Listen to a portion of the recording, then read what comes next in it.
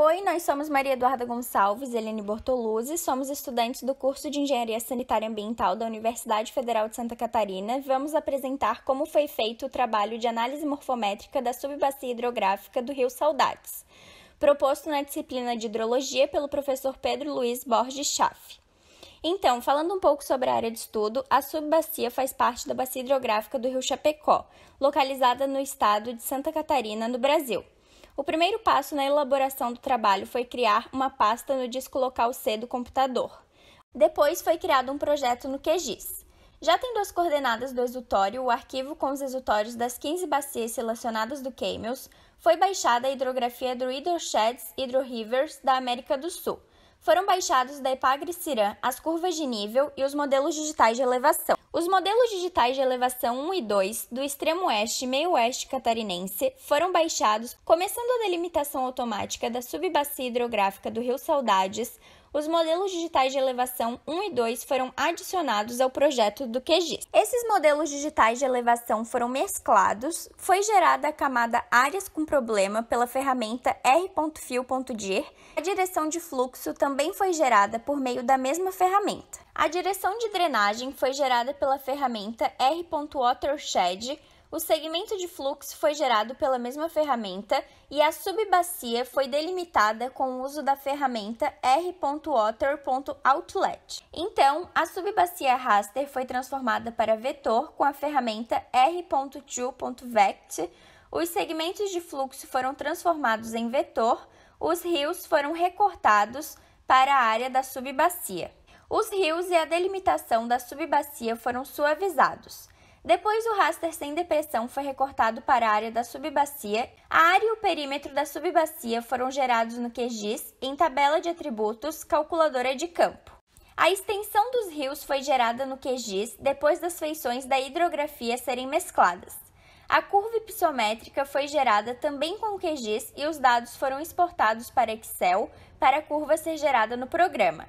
A altura mediana foi obtida e é 530 metros, correspondendo a 50% da área da bacia.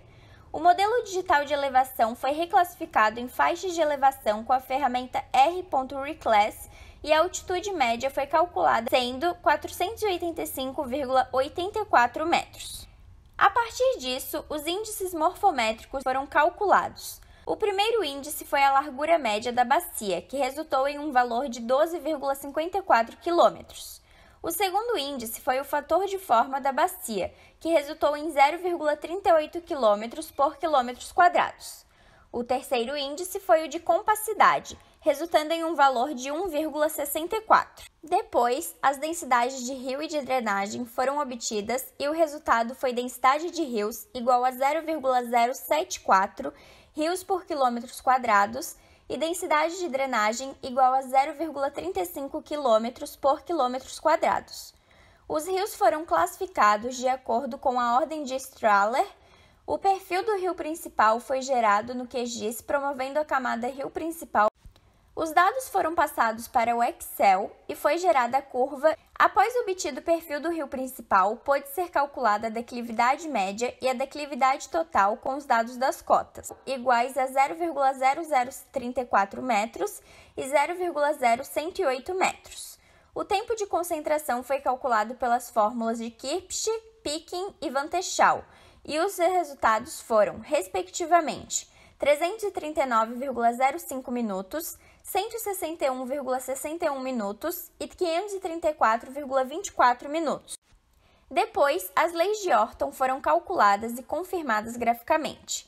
A primeira lei de Orton foi possível de ser confirmada, a segunda lei de Orton também foi possível de ser confirmada, já a terceira lei de Orton não foi possível de ser confirmada, sendo que o gráfico plotado não obedeceu à premissa de que a declividade média dos canais de ordens sucessivas decresce em uma progressão geométrica.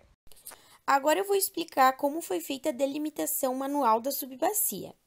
Primeiramente, foi baixados 4 shapefiles das curvas de nível das regiões de Maravilha, Saltinho, Formosa e Pinhal, da mapoteca da Epagre. Depois, adicionado o shapefile do exutório e também da hidrografia já suavizada. Depois, foi mesclado todas as curvas em um único shape para começar a delimitação.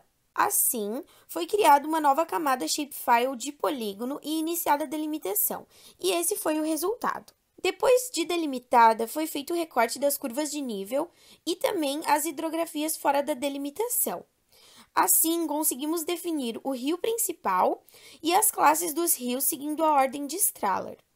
Pela calculadora de campo, na tabela de atributos da subbacia, foi gerado a área e o perímetro, que foram de, respectivamente, 418,63 km² e 97,82 km. Também obtivemos as informações da hidrografia, que é o comprimento do rio principal, que foi de 34,4 quilômetros, e o comprimento de todos os rios, que foi de 147,70 quilômetros. Também conseguimos contar a quantidade de rios em cada classe e, com as fórmulas já apresentadas pela Duda, foi exportado os dados para o Excel para o cálculo do fator de forma, do índice de compacidade, das densidades de rios e de drenagem, e os resultados são expostos na tabela apresentada. Foi utilizado o MDE recortado para a subbacia delimitada manualmente, e disso foi gerada a curva hipossométrica. Os dados foram exportados para o Excel para gerar o gráfico apresentado, observando no mesmo a altura mediana de 530 metros, correspondendo a 50% da área da bacia. E para a altitude média, foi preciso reclassificar o MDE em faixas de elevação e depois exportar para o Excel para os cálculos. Foi obtido 527,78 metros como resultado. O perfil do rio principal foi gerado pelo QGIS com a ferramenta Proofly Tool, gerando um gráfico e uma tabela de dados que também foram exportados para o Excel. Após obtido o perfil do rio principal, pôde ser calculada a declividade média e a declividade total com os dados das cotas. O tempo de concentração foi calculado pelas fórmulas de Kirk, Picking e Venteschow, e os resultados foram, respectivamente, 346,91 minutos, 384,99 minutos e 544,55 minutos. Igual à delimitação automática, as leis de Orton também foram calculadas e confirmadas graficamente para a delimitação manual. A primeira e a segunda lei de Orton foram possíveis de serem confirmadas graficamente. Já a terceira lei de Orton não foi possível de ser confirmada, sendo que o gráfico plotado não obedeceu à premissa de que a declividade média dos canais de ordens sucessivas decresce em uma projeção geométrica. Fim.